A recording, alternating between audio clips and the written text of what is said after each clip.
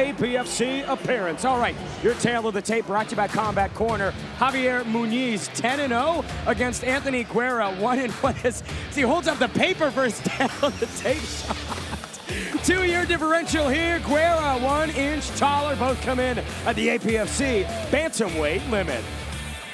Ladies and gentlemen, this bout takes place in the men's 135-pound bantamweight division. Brought to you by Nama Water. Introducing first, fighting out of the blue corner. This warrior holds a record of 1 win, no losses. He stands at 5 feet 7 inches tall, weighing in 136.2 pounds. Fighting out of Milwaukee, Wisconsin. Help me welcome Javier Muniz.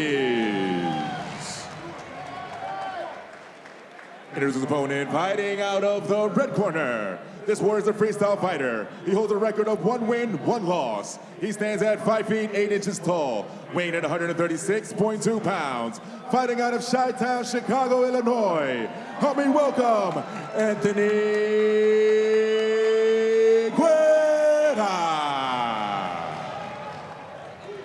And when the action begins, your third person inside the cage and your referee for this contest, Chris Claviter.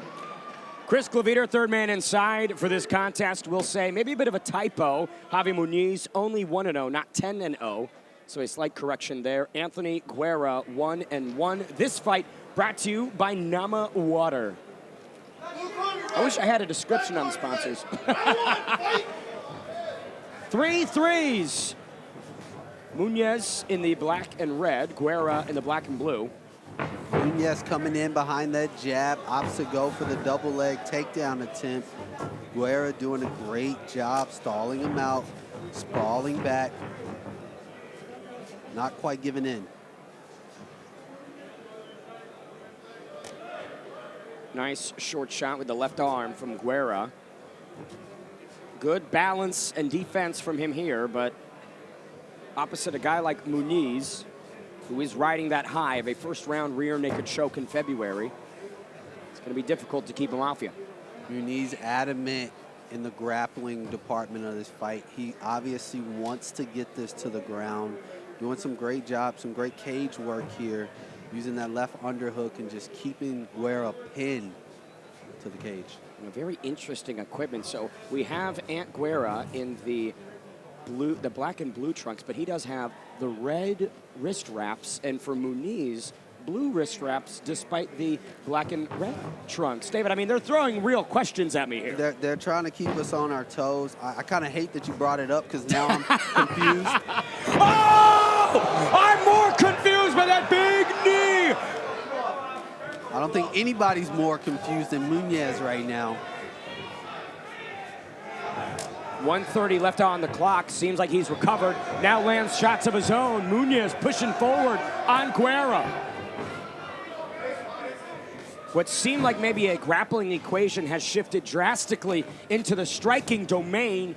Guerra piercing on the way out, now goes for a low kick. Now it's like both of these guys said, hey, let's throw that grappling stuff out the window and stand and bang, and they're doing just that in the center of the APFC cage.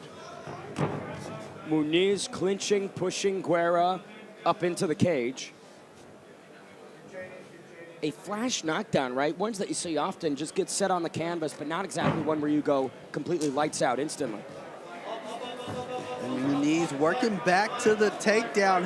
Guerra able to hit the corner and now lands in a side position, half guard perhaps, on top of Muniz. 30 to go. Great positioning here for Guerra. Muniz holding on to that overhook. Now full mount for Guerra as he rains down on Muniz. That's gonna be like it looks like that's gonna be it here. Claviter taking a close look, and that is it.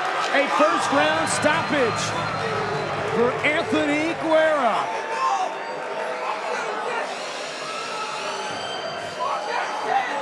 Throws the mouthpiece, bounces right off the cage back at him. A very interesting fight, right? Seemed like more grappling oriented, then switched into the striking domain, but Ant Guerra able to answer the questions at any pros of this one.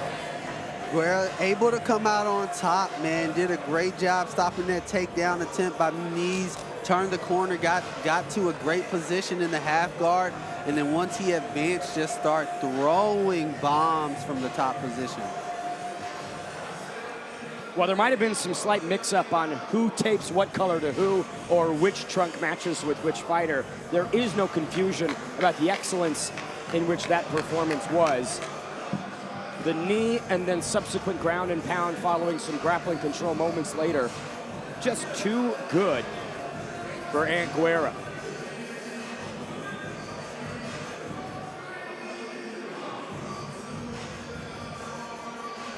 All right.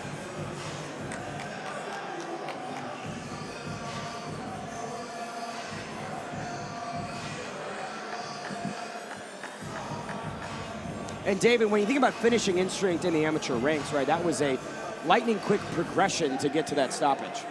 I mean, definitely, both of these guys, they came out more so reserved, looking to grappling. We thought that's what we were in for, grappler's delight. However, at any moment, it seemed like they flipped the switch.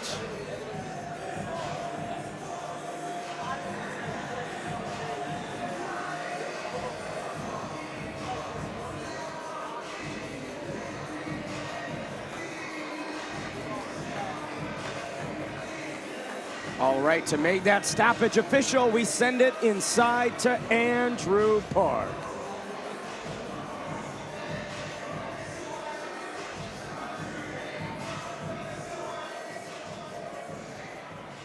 Ladies and gentlemen, referee Chris Cliffhater calls a stop to this contest at 2 minutes and 48 seconds of the very first round, with your winner by TKO, Anthony Guerra.